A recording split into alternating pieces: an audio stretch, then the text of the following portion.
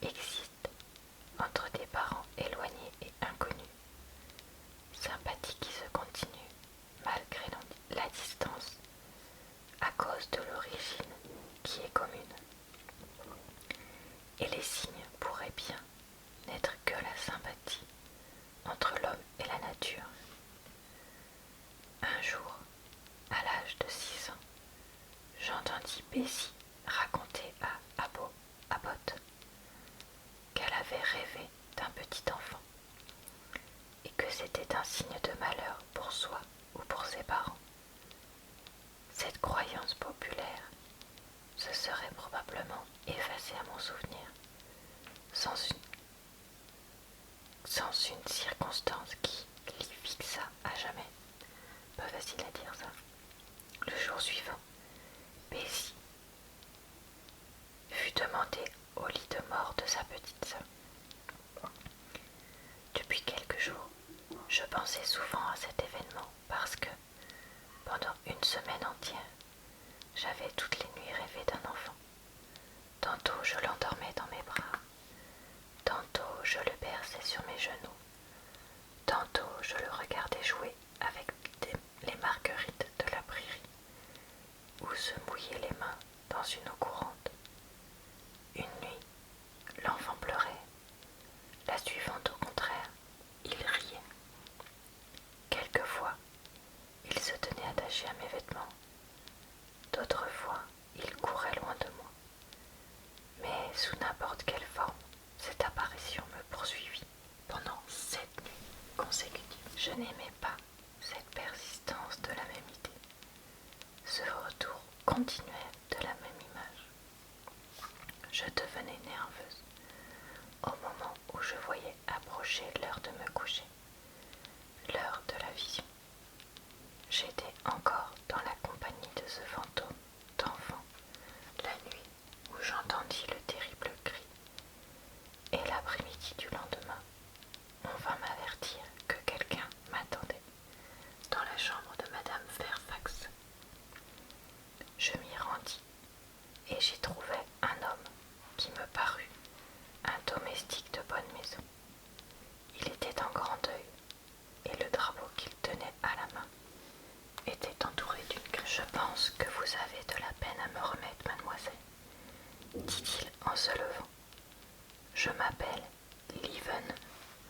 J'étais cocher chez Madame Reed lorsque vous habitiez Gateshead et je demeure toujours au château. Oh, Robert, comment vous portez-vous? Je ne vous ai pas oublié du tout. Je me rappelle que vous me faisiez quelquefois monter à cheval sur le bonnet de mademoiselle Georgiana. Comment va Bessie? Car vous avez épousé Bessie. Oui, mademoiselle, ma femme se porte très bien. Je vous remercie. Il y a à peu près 2 mois, elle m'a encore donné un enfant. Nous en avons 3 maintenant.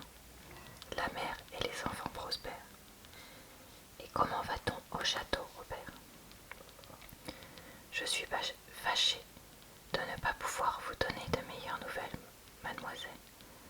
Cela ne va pas bien, et la famille vient d'éprouver un grand malheur. J'espère que personne n'est mort, dis-je en jetant un coup d'œil à ses vêtements. Il regarda la crêpe qui entourait son chapeau et répondit: il y a eu hier 8 jours. Ça veut rien dire, ça. Monsieur John est mort dans son appartement de Londres. Monsieur John? Oui. Et comment sa mère a-t-elle supporté ce coup? Dame, mademoiselle Eyre, ce n'est pas un petit malheur. Sa vie a été désordonnée. Les 3 dernières années, il s'est conduit d'une manière singulière. Et sa mort a été choquante. Bessie m'a dit qu'il ne se conduisait pas bien. Il ne pouvait pas se conduire plus mal. Il a perdu sa santé et gaspillé sa fortune avec ce qu'il y a de plus mauvais en homme et en femme. Il avait des dettes. Il a été mis en prison. 2 fois, sa mère est venue à son aide. Mais aussitôt qu'il était libre, il retournait à ses anciennes habitudes. bandits avec lesquels il a vécu l'ont complètement dupé. Il y a environ 3 semaines, il est venu à Gateshead et a demandé qu'on lui remît la fortune de toute la famille entre les mains. Madame Reed a refusé, car sa fortune était déjà bien réduite par les extravagances de son fils. Celui-ci partit donc, et bientôt, on apprit qu'il était mort. Comment? Dieu le sait. On prétend qu'il s'est tué. Je demeurai silencieuse, tant cette nouvelle était terrible. Robert continua. Madame elle-même a été bien malade. Elle n'a pas eu la force de supporter cela. La perte de sa fortune et la crainte de la pauvreté l'avaient brisée. La nouvelle de la mort subite de John fut le dernier coup. Elle est restée 3 jours sans parler. Mardi dernier, elle était un peu mieux. Elle semblait vouloir dire quelque chose et faisait des signes continuels à ma femme. Mais ce n'est qu'hier matin que Bessie l'a entendu balbutier votre nom, car elle a enfin pu prononcer ces mots. Amenez Jane. Allez chercher Jane here. Je veux lui parler. Bessie n'est pas sûre quelle est sa raison et qu'elle désire sérieusement vous voir. Mais elle a raconté ce qui s'était passé à mademoiselle Reed et mademoiselle Georgiana et leur a conseillé de vous envoyer chercher. Les jeunes filles ont d'abord refusé. Mais comme leur mère devenait de plus en plus agitée et qu'elle continuait à dire « Jane, Jane », elles ont enfin consenti. J'ai quitté Gateshead hier. Et si vous pouviez être prête, mademoiselle, je voudrais vous emmener demain matin, de bonne heure. Oui, Robert, je serai prête. Il me semble que je dois y aller. Je le crois aussi, mademoiselle. Bessie m'a dit qu'elle n'était sûre que vous ne refuseriez pas, mais je pense qu'avant de partir, il vous faut demander la permission. Oui, je vais le faire tout de suite. Après l'avoir mené à la salle des domestiques et l'avoir recommandé à John et à sa femme, j'allai à la recherche de M. Rochester. Il n'était ni dans les chambres d'en bas, ni dans la cour, ni dans l'écurie, ni dans les champs. Je demandai à Madame Fairfax si elle ne l'avait pas vu. Elle me répondit qu'il jouait au billard avec mademoiselle Ingram. Je me dirigeai vers la salle de billard, où j'entendis le bruit des billes et le son des voix. Monsieur Rochester, mademoiselle Ingram, les 2 demoiselles Ashton et leurs admirateurs étaient occupés à jouer. Il me fallut un peu de courage pour les déranger, mais je ne pouvais plus retarder ma demande. Aussi m'approchai-je de mon maître, qui était à côté de mademoiselle Ingram. Elle se retourna et me regarda dédaigneusement. Ses yeux semblaient demander ce que pouvait vouloir cette vile créature. Lorsque je murmurai tout bas « Monsieur Rochester », elle fit un mouvement, comme pour m'ordonner de me retirer. Je me la rappelle à ce moment. Elle était pleine de grâce et frappante de beauté. Elle portait une robe de chambre en crêpe bleu de ciel. Une écharpe de gaze également bleue était enlacée dans ses cheveux. Le jeu l'avait animée et son orgueil irrité ne nuisait en rien à l'expression de ces grandes lignes. Cette personne a-t-elle besoin de vous? Demanda mademoiselle Ingram M. Rochester. Et M. Rochester se retourna pour voir quelle était cette personne. Il fit une curieuse grimace étrange et équivoque. Il jeta à terre la queue qu'il tenait et sortit de la chambre avec moi, dit-il en s'appuyant le dos contre la porte de la chambre d'études qu'il venait de fermer. Je vous demanderai, monsieur, d'avoir la bonté de m'accorder 1 ou 2 semaines de congé. Pourquoi faire? Pour aller où? Pour aller voir une alliez chercher. Quelle dame malade? Où demeure-t-elle?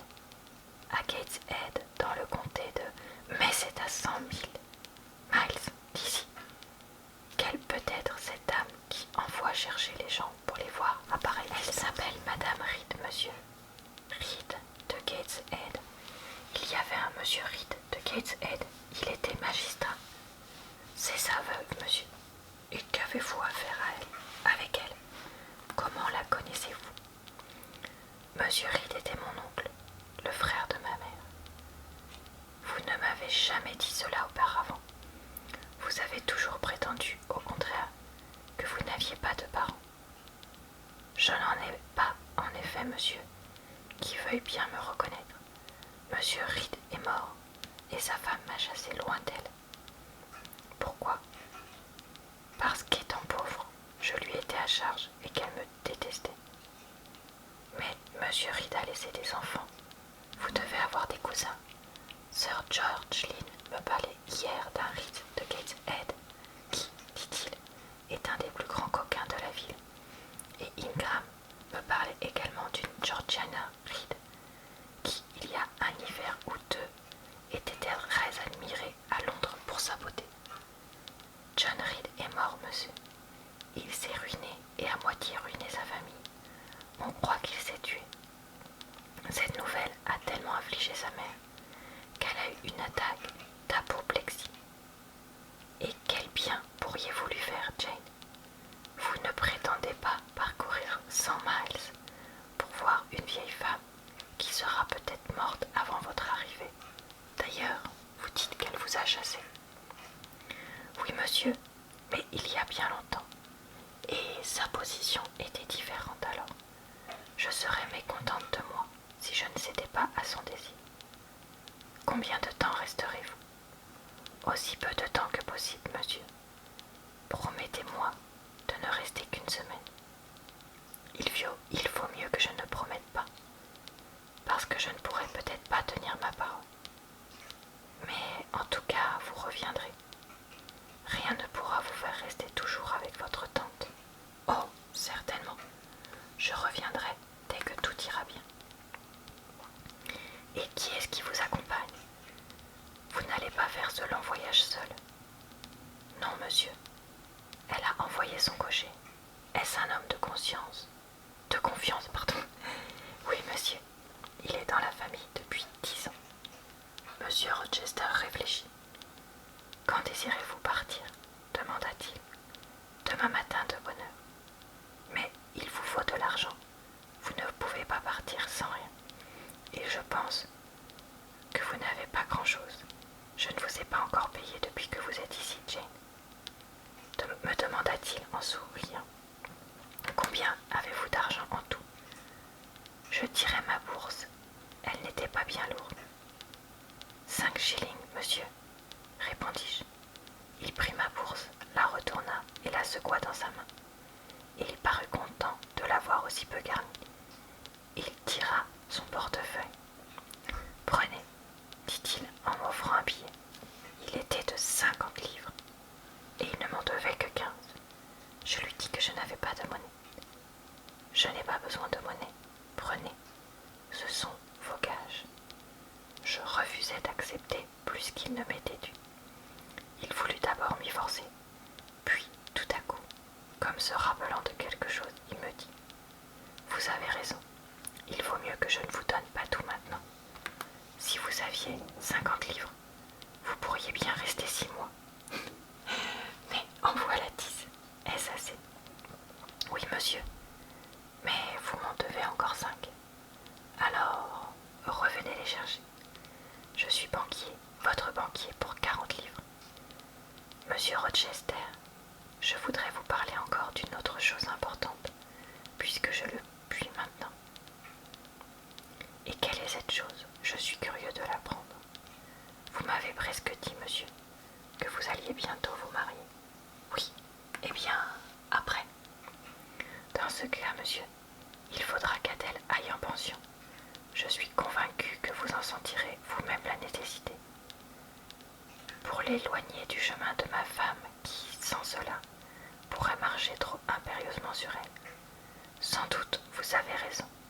Il faudra mettre Adèle en pension, et vous vous irez tout droit au diable. J'espère que non, monsieur. Mais il